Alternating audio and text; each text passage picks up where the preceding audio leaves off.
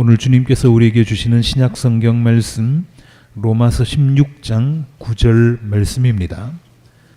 사랑에는 거짓이 없어야 합니다.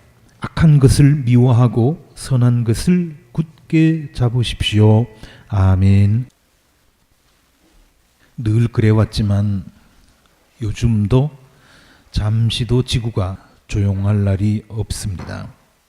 한반도에서는 사드 문제로 시끄럽고 터키에서는 쿠데타 소동이 있었고 프랑스에서는 테러 때문에 시민들이 불안에 떨고 있습니다. 우리가 정신을 차리지 않으면 어느 소용돌이에 말려들지 모릅니다. 중심을 잡고 살아야 된다는 것이죠.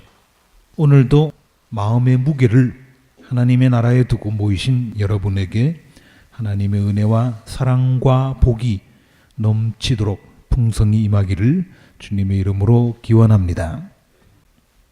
세상에 어수선할 때일수록 그리스도의 제자들이 중심을 잡아야 된다고 말씀드렸는데 우리가 사람다운 사람이 될 때 흔들리지 않는 중심 있는 사람이 됩니다. 공자께서 이런 말씀을 하셨습니다. 교묘하게 말하기와 꾸미기를 좋아하는 사람치고 어진 사람은 드물다. 교언영색 선의인이라고 하는 말입니다. 교묘하게 말하는 것, 그리고 꾸미기를 좋아하는 것, 이런 사람치고 어진 사람은 드물다 그랬습니다. 글자 그대로만 보면은요, 교언이라고 하는 것은 기교 있게 말한다는 뜻입니다. 영색하면 이것은 안색을 밝게 한다는 뜻입니다. 이게 뭐가 나쁩니까? 이 구절을 잘못 이해하면 마치 기교 있게 말하는 것을 하지 말라 하는 것처럼 보입니다. 몸을 그리고 얼굴을 꾸미는 것을 금지하는 것처럼 보입니다. 그러나 자세히 뜯어보면 그런 말이 아닙니다. 우리가 말할 때 당연히 지혜롭게 잘 해야지요. 따듬어서 해야죠. 얼굴빛은 밝게 하고 다녀야죠. 찡그리고 다니면 되겠습니까? 그러기 위해서 수식도 필요하고 화장도 필요합니다. 그런데 공자가 이런 말을 했어요. 이 말을 들으면 혹시 거봐, 역시 공자는 고리타분해. 말할 때도 무미건조하게 핵심만 전달하라고 하고 얼굴 꾸미는 것도 못하게 말리니까 구식이야 라고 말하고 싶지 않으십니까? 글자만 보고 공자의 말을 해석하면 이렇게 오류가 생깁니다. 이 말은 말을 예쁘게 하지 말라는 뜻이 아닙니다. 외모를 다듬지 말라는 뜻이 아닙니다. 그러면 무슨 뜻이겠습니까? 이것은 겉말과 속뜻이 다른 것. 말은 이렇게 하면서 내심은 다르게 가지는 것. 그리고 명칭과 내용이 일치하지 않는 것. 명분과 실체가 어긋나는 것. 포장과 내용물의 차이가 나는 것. 이런 것들을 지적하는 교훈입니다. 일부러 겉과 속을 달리하는 것을 일컬어서 노자는 위선이라고 했습니다. 예수님도 위선자라고 하는 말씀을 썼는데 오늘날도 위선자라고 하면 심각한 모욕이 되지 않습니까? 겉 다르고 속 다른 사람, 아침에 말 다르고 저녁에 말 다른 사람, 그런 사람을 가리키는 말이죠.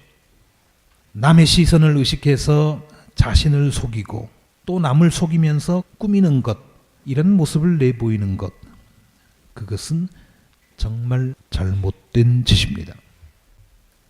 우리 어린이들도 들어봤겠습니다마는 세계적인 명작 가운데 빨강머리 앤이라고 하는 작품이 있습니다. 거기에 보면 이런 얘기가 나오는데요. 한 권으로 된 동화책 말고 10권으로 된 소설로 된 책을 보면 제3권에 이런 얘기가 나옵니다.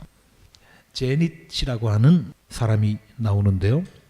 이 사람은 나이 40된 노처녀입니다.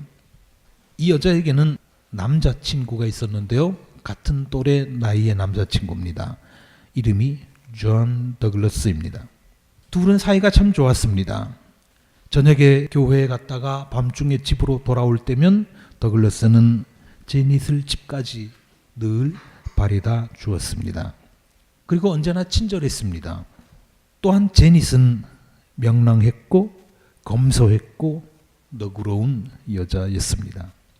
거기다가 요리도 잘해서 요리하면 누구 못지않게 빠지지 않게 잘했습니다. 여기에 지금 앤이라고 하는 이 책의 주인공 아닙니까?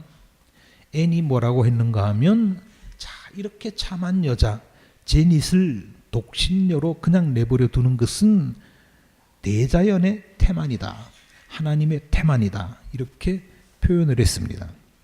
그만큼 아름답고 훌륭한 여자였다는 뜻이죠. 어느 날 앤과 제닛은 더글러스의 어머니의 초대를 받아서 그의 집을 방문했습니다. 더글러스의 어머니가 집에 계셨는데 이 사람은 20년 동안 병석에 있었습니다. 오늘 내일 하면서 20년 동안 누워 있었습니다. 더글러스 부인은 제닛과 앤을 기쁘게 맞이했습니다. 제닛을 옆에 앉히고, 자기 아들의 여자친구죠. 제닛을 옆에 앉히고 이따금씩 손을 어루만지면서 호감을 표시하기도 했습니다. 이렇게 저녁을 먹고 시간을 보내면서 있다가 이 부인은 앤과 단둘이 있을 때 자신의 처지에 대해서 이렇게 말했습니다.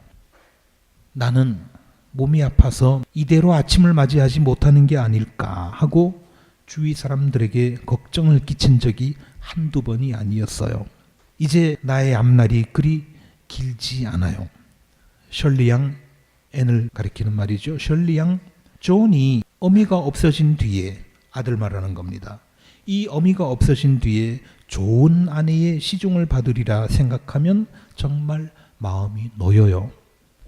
그러니까 당연히 이 제닛이라는 여자가 아들과 결혼하기를 바란다는 그런 뜻 아닙니까?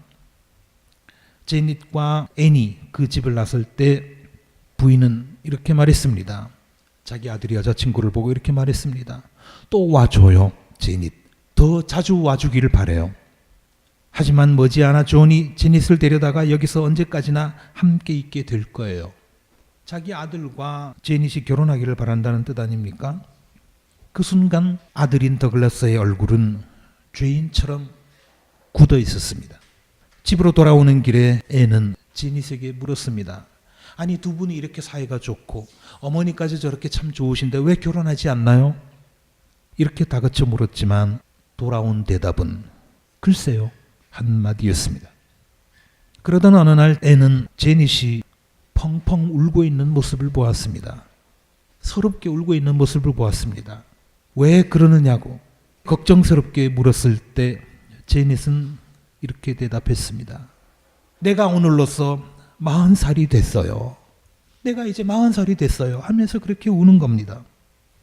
20년이나 되는 세월을 더글러스와 그렇게 가깝게 지내왔으면서도 남자는, 더글러스는 제닛이 40이 될 때까지 결혼하자는 말을 하지 않았던 것입니다. 여자로서 참 굴욕 아닙니까?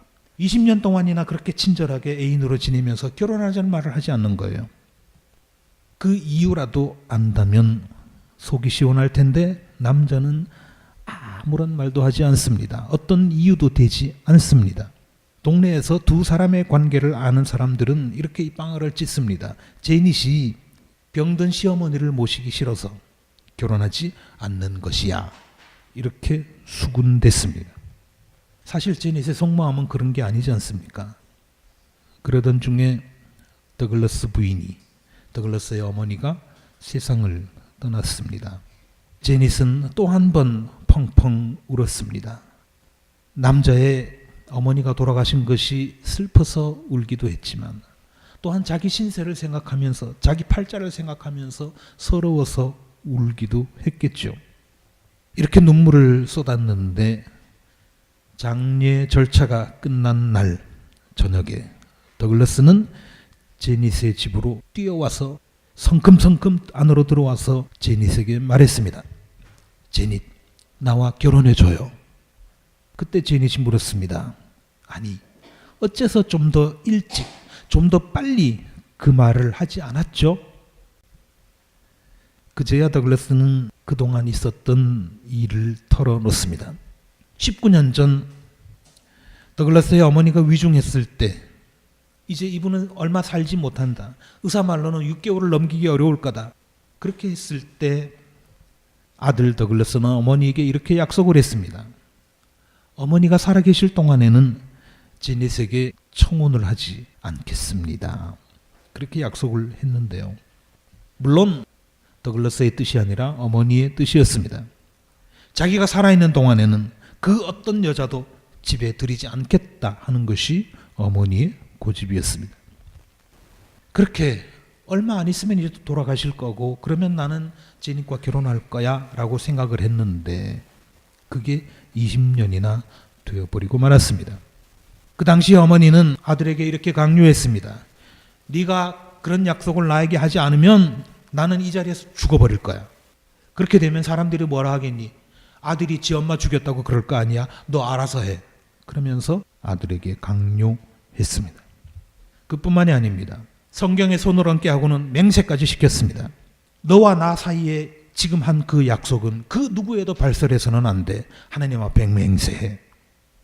그 뒤에 나중에 더글라스는 어머니 앞에 무릎을 꿇고 20년 세월이 흘렀으니까 얼마나 답답했겠습니까?